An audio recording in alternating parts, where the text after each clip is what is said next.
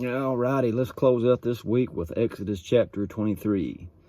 Thou shalt not raise a false report, put not thine hand with the wicked to be an unrighteous witness. Thou shalt not follow a multitude to do evil, neither shalt thou speak in a cause to decline after many to wrest judgment.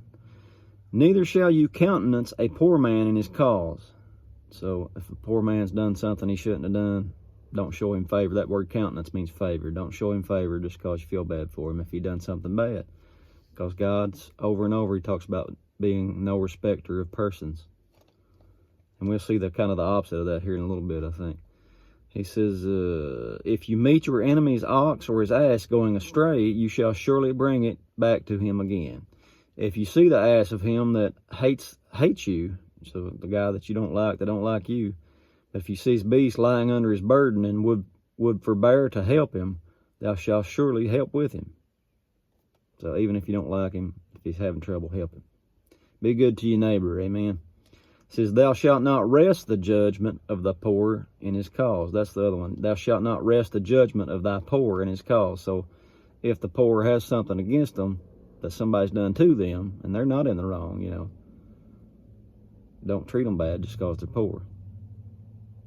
And a lot of times you see that kind of the opposite, and it seems like the rich gets all the favors, doesn't it? But they'll get theirs too, according to the word. Anyway, it says, keep thee far from a false matter, and the innocent and righteous slay thou not, for I will not justify the wicked.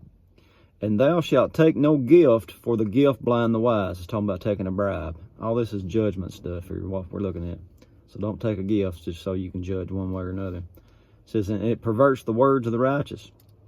Also, thou shalt not oppress a stranger, for you know the heart of a stranger, seeing you were strangers in the land of Egypt.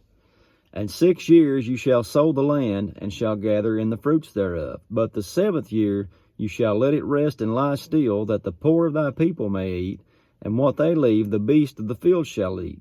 In like manner you shall deal with the vineyard and the olive yard. That's a big deal right here, because this is going to come into play for Israel on down the line. This is a law. Sow your land 6, this is just like the Sabbath. It's a Sabbath of years. Sow for 6 years. In the 6th year, you'll have enough to last that 7th year, but the 7th year, you let it rest. Let the land rest. And they don't do it, of course. They don't do it for like 70 years, and lo and behold, God sends them into captivity when he has the Babylonians come in, take them out of the land, and then the land finally gets its rest for 70 years. God's just, isn't he? It says, 6 days you shall do your work. On the 7th day you shall rest. Your ox and your ass may rest, and the son of the handmaid and stranger may be refreshed. That's why you need rest, so you can be refreshed. Some people, they want to work all day long, 7 days a week. The body needs rest. That's why he instituted the Sabbath. He said, remember Jesus said, the Sabbath is for man, and not man for the Sabbath. Because in his time, the Pharisees were all about the Sabbath. They added all kinds of stuff to it. But he says, and in all things that I have said unto you, be circumspect, and make no mention of the name of other gods, neither let it be heard out of thy mouth. All right, now here's some feasts he's going to appoint for them. 3 times thou shalt keep a feast unto me in the year. You shall keep the feast of unleavened bread. Thou shalt eat unleavened bread 7 days, as I commanded you, in the time appointed of the month Abib, for in it you came out of Egypt, and none shall appear before me empty. Bring your sacrifices. And the feast of harvest, the first fruits of thy labors, which you have sown in the field, and the feast of ingathering, which is in the end of the year, when you have gathered in your labors out of the field. 3 times in the year all thy males shall appear before the Lord thy God. You shall not offer the blood of my sacrifice with leavened bread, neither shall the fat of my sacrifice remain until the morning. The first of the firstfruits of thy land you shall bring into the house of the Lord your God. You shall not seethe a kid in his mother's milk. Behold, I send an angel before you. All right, he's talking about when we get to where we're going, this is how it's going to go. I'm going to send an angel before you to keep you in your way and to bring you into the place which I have prepared. Beware of him. Obey his voice. Provoke him not, for he will not pardon your transgressions, for my name is in him. But if you shall indeed obey his voice and do all that I speak, Then I will be an enemy to your enemies, and an adversary to your adversaries. For my angel shall go before you, and bring you into the Amorites, the Hittites, Perizzites, Canaanites, Hivites, and the Jebusites, and I will cut them off. This is what's going to go on when they finally get to the land. I don't know if they forgot about this big boss angel that's going before them, but when they get there, they get scared, and God, we'll see that when we get there. But they've got this big, tough guy going before them that's supposed to run everything out. If they would just trusted in that, would have worked out different for them, but we'll see what happens. It says, thou shalt not bow down to their gods, nor serve them. This is the whole point. Those people that's in there are serving pagan gods.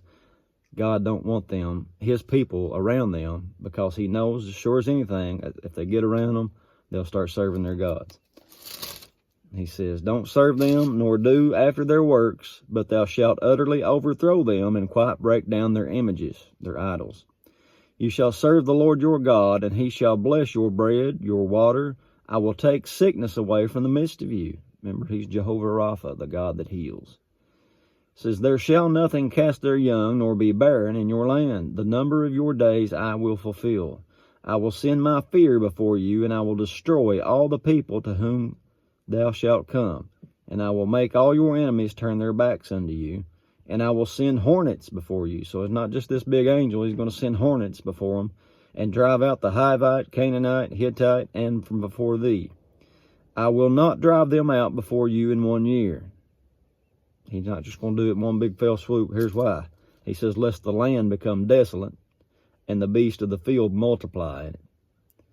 So he's not going to go out way ahead of them and drive everybody out and have everything waiting, because before they get there, if the land's desolate, the animals are going to come in, the wild beasts, and they'll have to contend with that. So he's going to do it, slow and steady. It says, by little and little I will drive them out from before thee, until you be increased and inherit the land.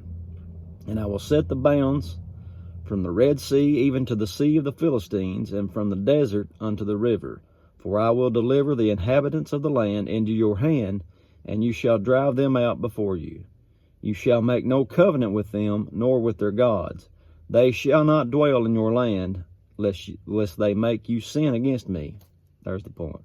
And we'll see it happen, because when they finally go in with Joshua, they still don't run everybody out. And sure enough, it happens.